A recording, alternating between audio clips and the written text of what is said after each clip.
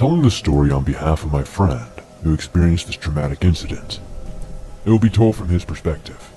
Also, I apologize in advance since English is not my first language. First, to provide some background, I'm a 21-year-old guy, and I live in what I like to call medical housing. Basically, in this little village I live in, you either must be retired or have health problems like I do, but at the same time, you must be able to be somewhat self-sufficient. Each resident has their own cottage. The layout of the cottage can either be 1 bedroom or 2 bedrooms. Mine was a 1 bedroom. As soon as you walk into the cottage, you walk into the living room, and then the dining room is on the right, and in the dining room there is a way to the back porch. Then there's a kitchen, a small hallway in the living room that leads to the bathroom and the bedroom. There is a closet in the living room by the front door, another closet in the bedroom, then there is a huge walk-in closet in the bedroom as well. This is just the layout of my specific cottage. Each cottage is different. Now, on to the story. This incident took place 2 weeks ago. While I was at social hour with a few of my fellow residents at the village, a couple of them were mentioning how they were getting knocks on the door at night, and on the windows. One resident claimed that someone even tried to twist the doorknob on her front door, but luckily it was nighttime when this took place, and it was locked.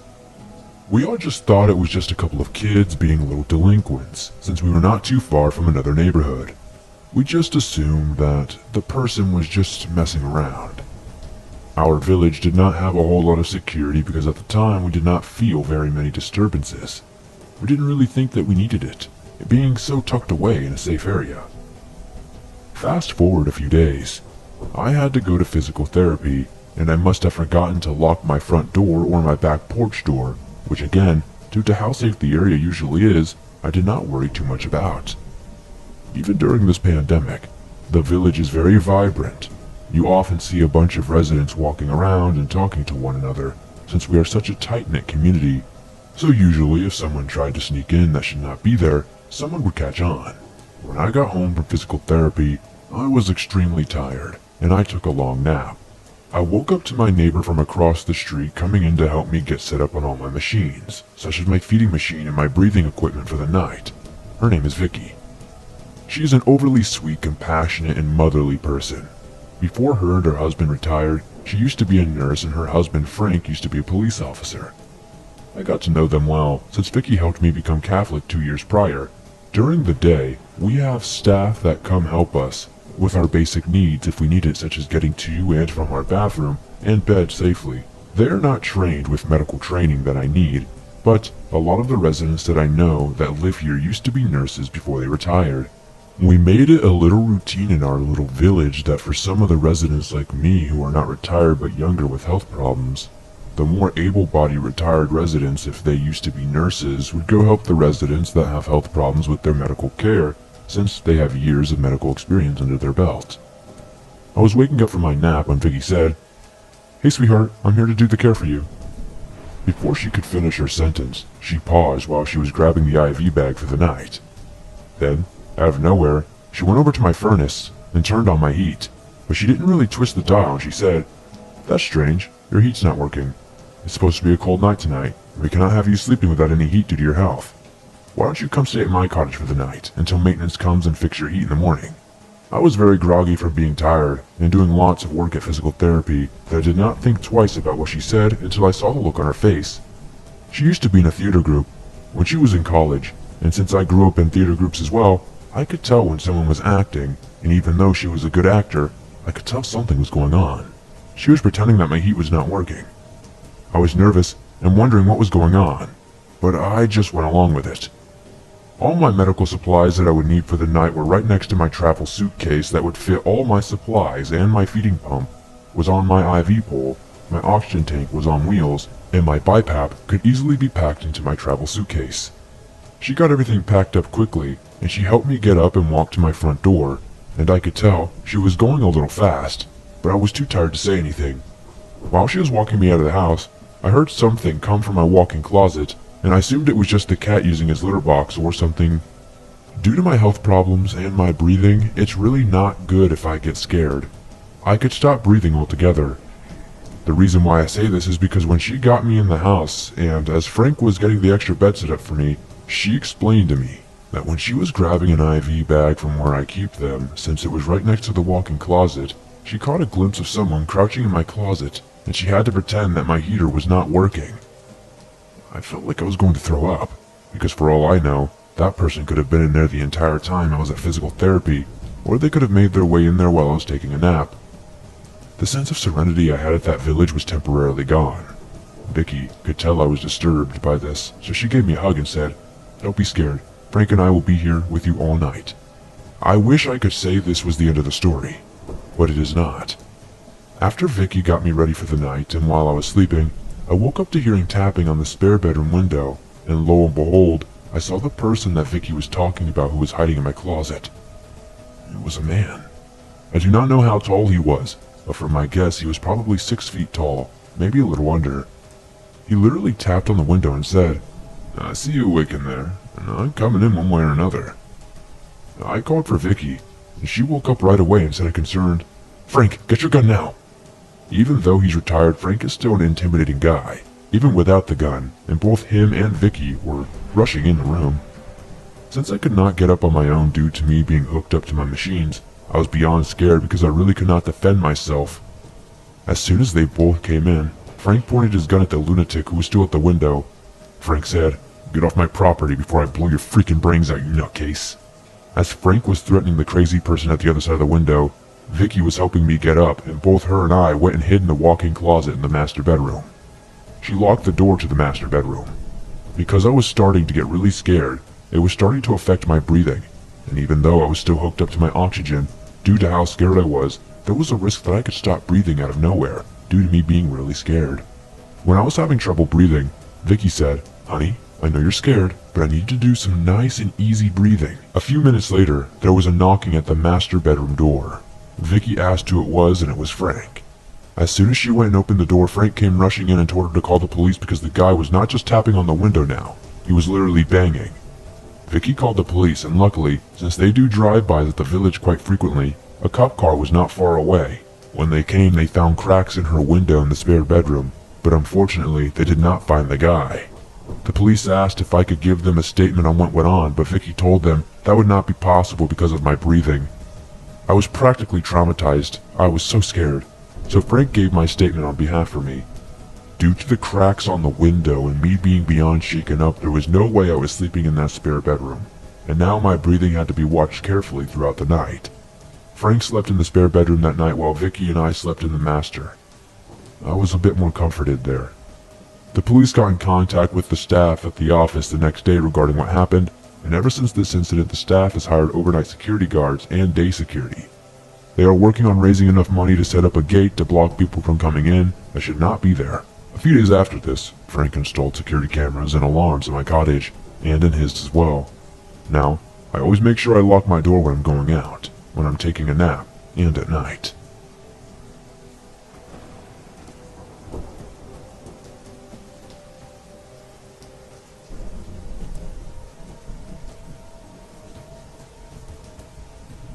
This is currently happening, and I'm not sure what to do about it.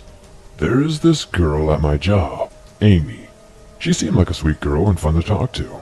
Also extremely cute. We became work friends. I would look forward to chatting with her at work. Nothing major. We exchanged numbers and texted occasionally. Funny memes, pet photos, etc. Then it escalated a little bit. Amy started flirting with me, so I flirted back. We would send each other selfies on Snapchat, and she started sending me slightly risque photos. It was nothing nude, but obvious flirting, you know? She said she thinks I'm cute, and she has a little crush on me. Well, I was having fun until I realized that Amy has a boyfriend. Because he messaged me informing me he is her boyfriend, as well as a barrage of insults. He called me all kinds of stuff. He bets I'm ugly compared to him, that she's just using me for validation, that they played me, and they make fun of me together and how ugly and stupid I am, etc. He told me to leave her alone, calling me a dirty N-word, like the racial slur. But I don't know why, because I am white. So I said, "I'm sorry man, I didn't realize, I'll back off." Even though she initiated it, and I had no idea she had a boyfriend. But whatever. I blocked her and everything and avoided her at work. Despite this, he started contacting me from fake numbers constantly, just insulting me, psychotic rants that would switch from begging, "Please man, don't do it, please don't sleep with her," to "Screw you man, I hope you die in a fire." Like out of nowhere. I told him again that I do not want anything to do with her anymore and that I blocked her and that he needs to stop bugging me. You would think that would be over, but no.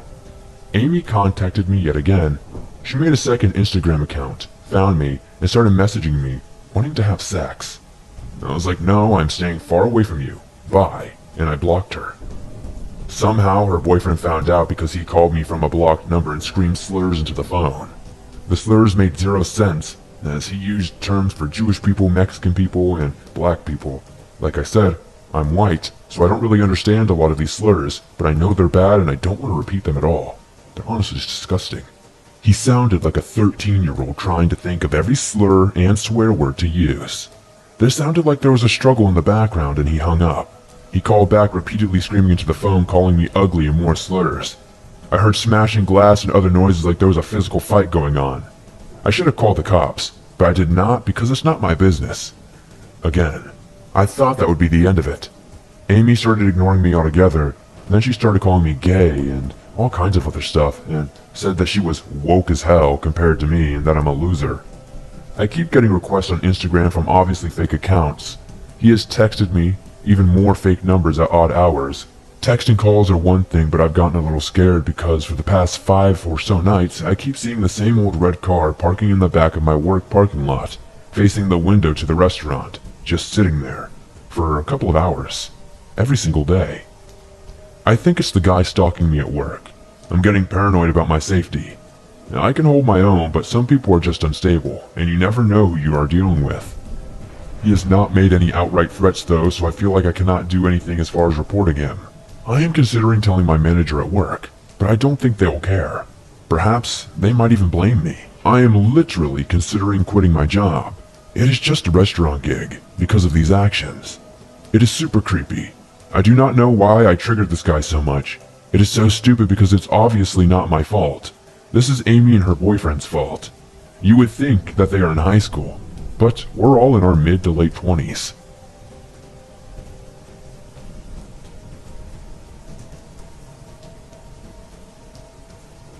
This scary is less scary and more unnerving. I work in a Waffle House as a waitress right next to a big city. We have this regular customer, a bigger man, who is missing an eye due to health issues and beyond his golden years. He came in around 2 or 3 times a week after his dialysis treatments and would always tell stories of a woman he knew. He always called her Tiffany. I thought the stories were tales of an old, bored man and nothing more, but the moment she walked in, I knew it was all true.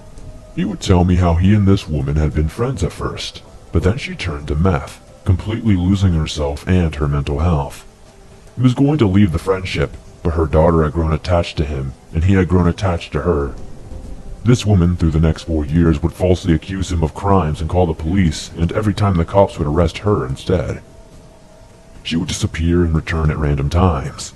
One time, the regular, who we will call Quinn, bought her 4-year-old a simple phone in case she ever needed to contact him, but Tiffany ended up taking the phone and using it. He would also tell me the numerous times that Tiffany would try and get her kids back since they were taken out of her custody by the state. Every time Tiffany would do the first step and then never follow through, she always returned to drugs. Tiffany not only had a daughter, but she also had a son who was a bit older. He was about 9 years old. He lived with her parents. Like I said, at first I thought this was just an old man who just wanted to tell stories in his old years, but on that Wednesday night, everything he said was proven true.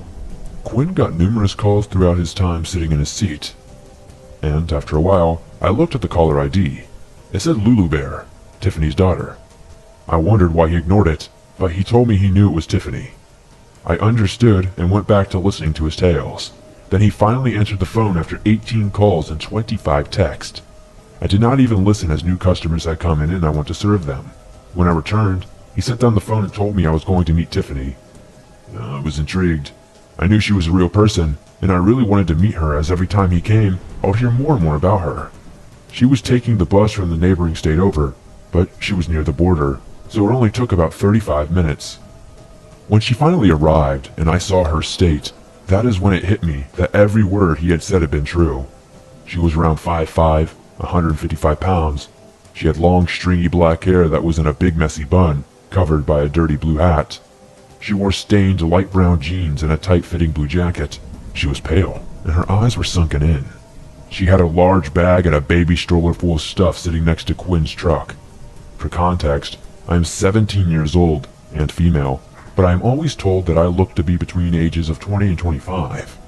At first, she said hi and told me her name was something other than what Quinn was already telling me, and when he called her out, she argued with him.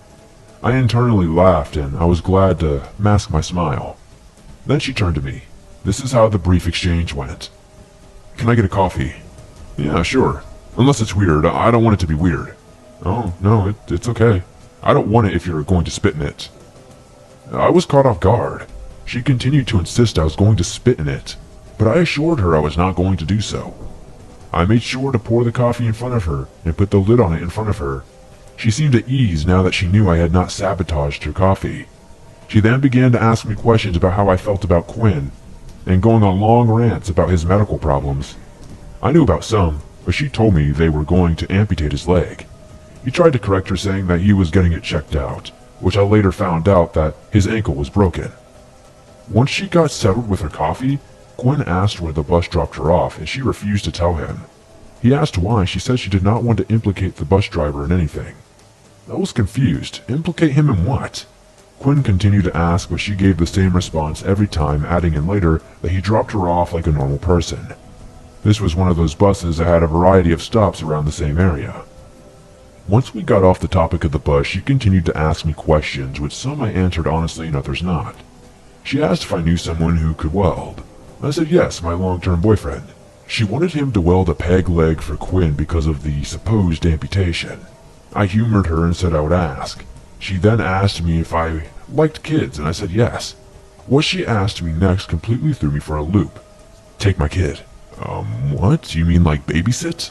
I had babysat before, and everyone told me that I had that appearance, so it was not an uncommon question. "No, become his foster mom." I stared at her, mind-boggled. I informed her I was only 17 and would not turn 18 until November of this year. She continued to ask and tell me how sweet he was. I let her know when I turned 18 I would consider it. This was a lie, but I wanted to appease her. It seemed to work, but the weirdness did not stop there. She asked me to promise her to go into early childhood development when I went to college, and once again, just to soothe her methed out mind, I said I would do it as a minor in college. She asked what I wanted my major to be, and I informed her I wanted to go to culinary school and become a baker and pastry chef. We talked a little bit about desserts, and then she went outside. I was hoping that it was over. Not more than 5 minutes later she returned. We got back into the topic of kids. She asked me if I had any, and I said no. She asked if I wanted any, and I said yes in the future. She immediately told me I should get pregnant right now because it would make my mom happy. I know that no one reading this knows my family, but if I got pregnant while I was still in high school, I would not be able to see my graduation. I told her that would not be happening for 2 reasons. One is that I was too young. Not shaming any young moms out there, but I just did not believe in doing that deed until I was married. I also believed that everyone had their own choice, so I did not care what anyone else did with their life, but I personally wanted to wait. She continued to insist I should get pregnant, and once again, I told her I wanted to wait. She then surprised me with her questions, once again. "Oh, is your boyfriend bad in bed? Is he paraplegic?" I could not answer the first question, and the second question was not true. I told her no, and she accused me of being impure because she thought I used birth control. I do not and never have, but it was also none of her business. I told her I was not, and she then called me pure, the perfect girl for fertilization. This creeped me out. As the shift was ending and the other workers came in, I finished up my end of shift duties and Quinn and Tiffany left. I left about 20 minutes after they did, but when I walked outside his truck was still there. Side note, working at a Waffle House I learned to always have my keys ready to get into my car. Anyways, I heard arguing and saw Quinn sitting in his truck while Tiffany yelled at him as she held onto her baby stroller full of stuff. I did not stare but merely glanced. When I did, she looked at me. I honestly thought she was going to come to me and ask for a ride, so I ran faster to my car and locked the doors as soon as I closed them. I drove home and told my mom, who just laughed and told me that I was right about how she would react if I did get pregnant. In the end, it was something to laugh at, but it was still creepy, and it's something that I never want to experience ever again. So, be wary out there when you're working. Don't be too trusting, and definitely watch out for them meffed out people.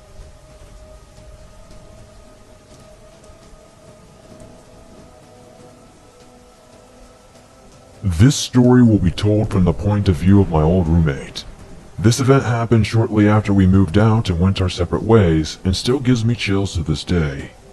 I began moving into my new one-bedroom apartment with my boyfriend the day after the old lease ended. My apartment was small in size and on the bottom floor. There was a window in the bedroom that faces the outside walkway and the front door to our apartment. I spent the whole day carrying boxes from my boyfriend's truck to the apartment. I noticed a dirty-looking man in a rusty, beat-up red Toyota staring at us while we moved each box. He looked to be about 40 years old or so, had round glasses with a very thin frame. His hair was stringy and thinning at the top, and looked as if he had once been white, but yellowed due to lack of cleanliness. I wouldn't have given his gaze much thought, except he had been sitting in his car for nearly 2 hours now. He didn't seem to be waiting for anyone, just was staring at us, moving his head to keep his gaze as we moved from the truck to our building. I told my boyfriend and he just shrugged it off, telling me that maybe he was just a neighbor trying to see who moved in. We just ignored the man and finished unloading boxes before settling in for the night. Fast forward to the next night. My boyfriend and I had unpacked most of the kitchen, so we were having a late dinner and ended up drinking some wine. It was around 12:30 a.m. and we were just talking and hanging out when we heard a slight tap on the window. It was strange. It wasn't as if someone were knocking on it, but more like if someone had accidentally hit it with an object of some sort. I peeked through the blinds to find nothing but darkness outside. Without giving it a second thought, my boyfriend and I finished up our dinner and wine, turned out the lights, and went to bed. We awoke around 2 a.m. to a soft knock on the door. My boyfriend, very tired and very irritated, got up from the bed to go check the peephole to see who could possibly be outside trying to reach us at such a late hour. He looked through the peephole to find a man standing outside the door, staring directly into the peephole. He sneakily made his way back to our room, carefully trying to not make any sound, so whoever it was outside could not hear the movement within the apartment. He went up to me and shook my leg a bit, whispering that there was some creepy old man outside the door, just staring at it. I awoke immediately and slowly went to the window to see who it was. The blinds were raised about only an inch or so I tried to identify the man using the small sliver of window that was exposed. I saw a hand tapping on the window, tapping as if he was patiently waiting for someone to open the door for him. I froze in fear and waited. We heard the man turn around and leave. My boyfriend checked the front door to confirm that he wasn't outside our door anymore, as I was terrified to even peek out the window. We were so bugged out that we didn't even end up sleeping much for the rest of the night. The next day we were really anxious and worried about the situation, so we spoke with our front office and tried to explain what happened. The front office basically tried to play it off as someone who was lost, and maybe they just found the wrong apartment or something. It wasn't that big of a deal and we just needed to not worry about it. They said if it happened again to try to identify the person or talk to them to see what they wanted. Great advice, right?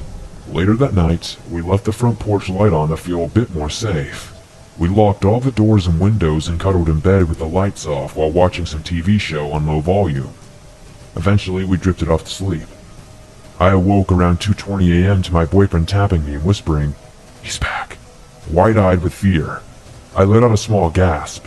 My boyfriend handed me a small pistol and said, "Don't shoot unless you need to," and left the room.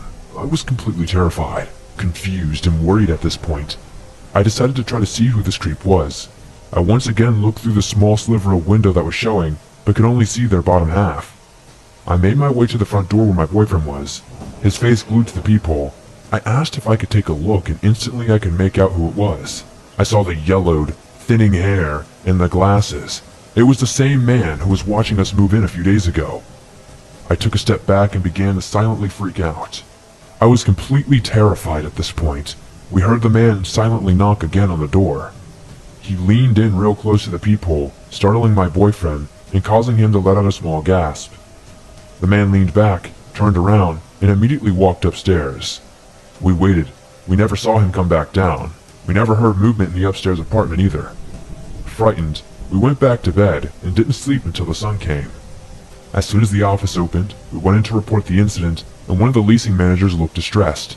She went on to tell them that this was the 5th report on similar incidents made by multiple tenants throughout the apartment complex. She told us that they were looking into it to find out who this person was.